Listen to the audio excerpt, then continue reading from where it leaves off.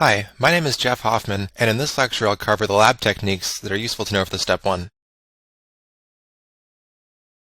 The polymerase chain reaction, or PCR, is used to amplify DNA.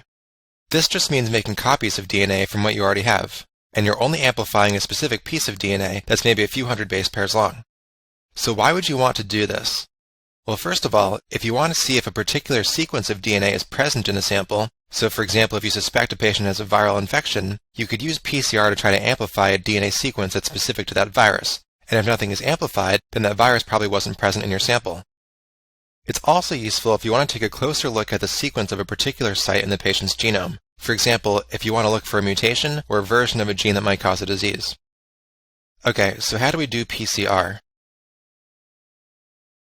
Well, to start with, you need your DNA sample called the template, which is shown here, and you also need a heat-stable DNA polymerase, which is usually Taq polymerase, from the thermophilic bacterium Thermus aquaticus. You need nucleotide primers, which are complementary to the ends of your DNA template, and of course, the 4 types of nucleotide triphosphates, which are the building blocks for your new DNA strands. These are all combined together and put in a machine called a thermal cycler, which does the rest of the work for you. A thermal cycler, as you might guess from its name, cycles between high and low temperatures. The first step is to heat the DNA, which melts it, to allow the strands to separate from each other. Next, it cycles back to a lower temperature, which allows the primers to bind to the single strands of DNA. One primer is complementary to each strand of DNA. The only reason the primers bind to the template rather than the 2 template strands binding to each other is because the primers are much more abundant.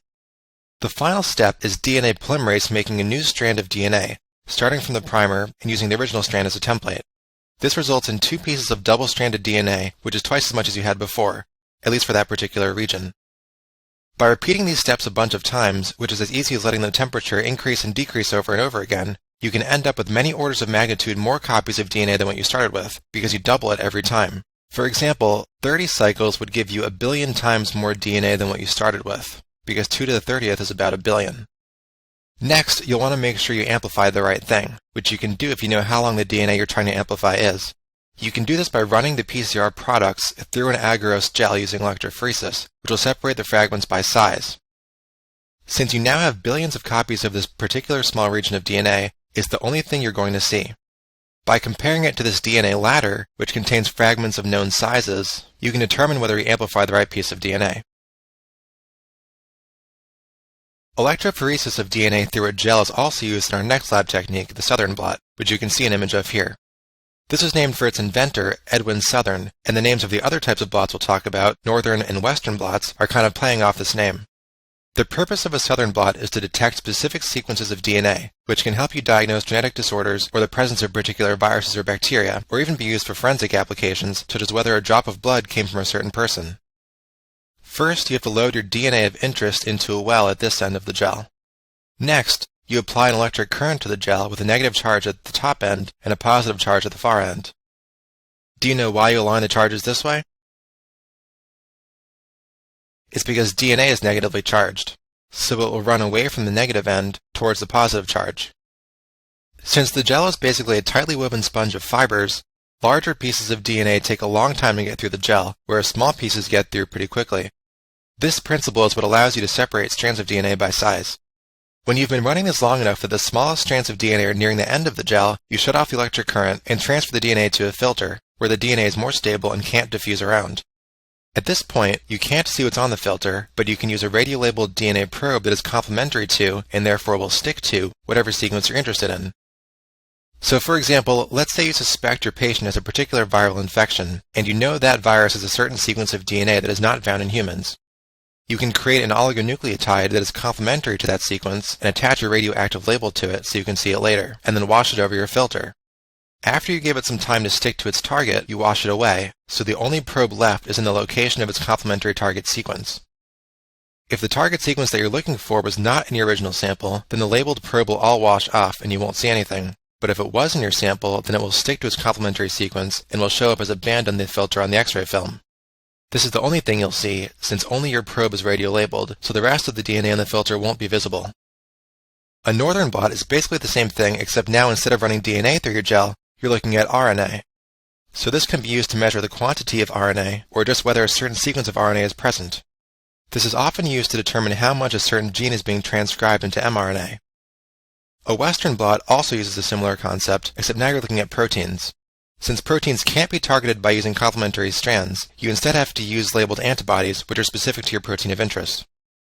One example of when Western blots are used is to confirm the diagnosis of HIV after it has been detected using an ELISA, which we'll discuss shortly. Western blots can be used in any case when you want to know how much of a certain protein you have in your sample. And lastly, a southwestern blot is kind of a hybrid between a southern and western blot, so you can use its name to remember this. The goal here is to detect proteins that can bind to a specific sequence of DNA, such as transcription factors and nucleases and histones. The way you do this is to run a protein through a gel just like you would during a Western blot, but then use labeled oligonucleotides as probes instead of antibodies. If the DNA probes stick to a protein, you will see a signal at the location in the gel which corresponds to proteins of a certain molecular weight, and that lets you know which proteins can bind to that sequence of DNA. A microarray is a very powerful lab technique since it allows you to perform thousands of genetic tests at the same time. The most common purpose of microarrays is to look at the level of expression of all genes in the genome. The microarray itself is a small chip about the size of a penny that has thousands of DNA or RNA probes attached to it. Each probe is usually about 25 base pairs long, and is complementary to part of one specific gene, and they're arranged in a specific predetermined pattern on the array. The way you use a microarray is first you take your tissue or cells of interest, isolate RNA from it, and then you can label that RNA with a fluorescent tag. Then you can spread your RNA across the chip, and after letting it sit for a while, you wash it off. Any RNA that was complementary to the probes in the chip will stay there.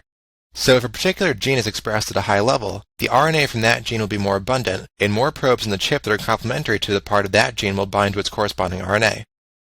Next, you let a machine read the chip by looking for those fluorescent labels, and since the probes are arranged in a specific order, the machine knows which ones correspond to which genes.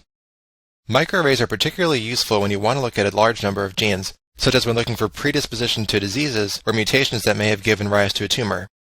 They can also be used to detect single nucleotide polymorphisms, or SNPs, which can be used for genotyping or linkage analysis. Let's quickly review with a flash quiz. A southern blot is used to visualize blank, a northern blot is for blank, and a western blot is for blank. So this would be DNA, RNA, and protein. By the way, I like to remember this using the top half of a picture of a cell. So here's our nucleus at the bottom, and here's our plasma membrane at the top. The DNA is in the nucleus, so this is the southern region for southern blot, and then it gets transcribed, and the RNA is in the north for northern blot, and the RNA gets translated, which I'm going to draw in the west, so the protein is in the west for western blot. If you don't like this, then don't use it, but hopefully it helps some people.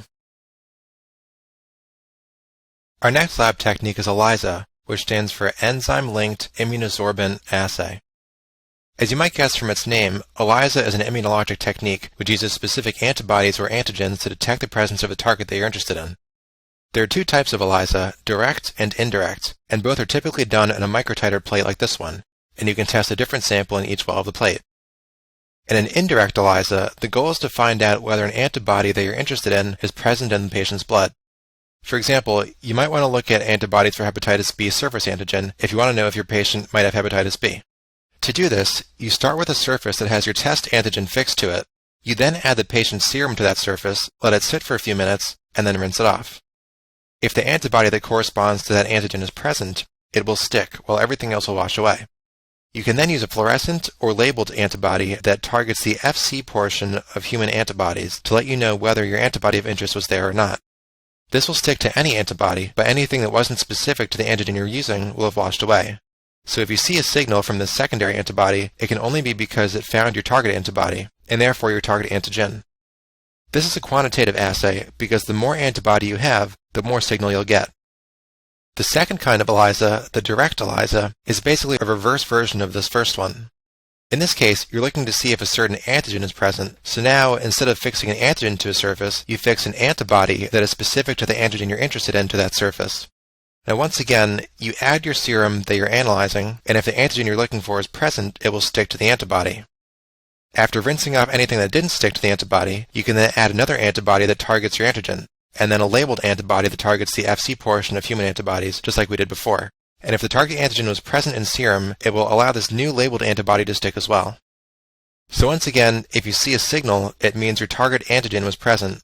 And by the way, the reason you have a second antibody, instead of just putting the label on the first one, is just a matter of convenience, because it's easier to have a stock of labeled antibodies to target the Fc portions of other antibodies, rather than have to put a label on each individual type of antibody you'll ever use.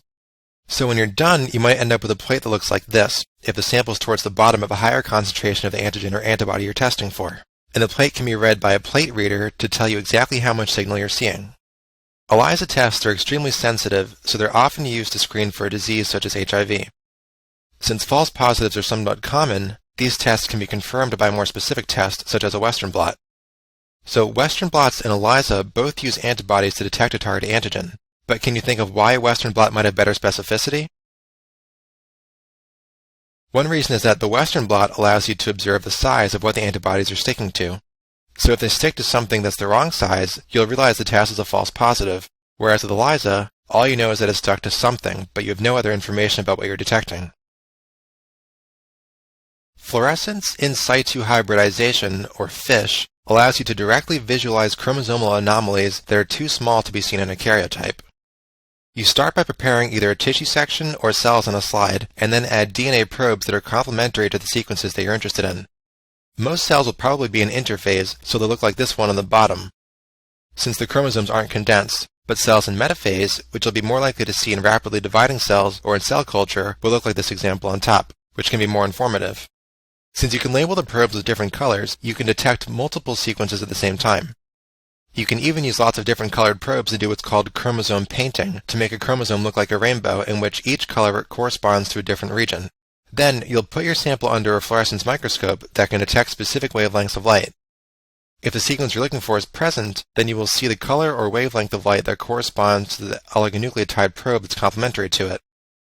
So here we have a green probe and a red probe that are corresponding to two different regions of the genome. If the sequence is not present, or is mutated in such a way that prevents the probe from binding to it, then you won't see a fluorescent signal, and you'll know that that sequence is not in your sample. Normally you expect to see 2 copies of each probe, one for each chromosome. But if one chromosome has a deletion, then you'll only see one signal. So in this example, we're using FISH to look for the 22q11 locus, and we see that this patient only has 1. So what did we just diagnose, and what symptoms would you expect this patient to have? Well, this could be a DeGeorge syndrome or velocardiofacial syndrome, and this patient might have a cleft palate, abnormal facies, thymic aplasia, cardiac defects, and hypocalcemia due to parathyroid aplasia. The mnemonic you can use to remember this is CASH22, but I'll talk about this more in the genetics section. By the way, FISH is the main way you detect this, and affected patients are heterozygous, so they have 1 present copy and 1 deletion.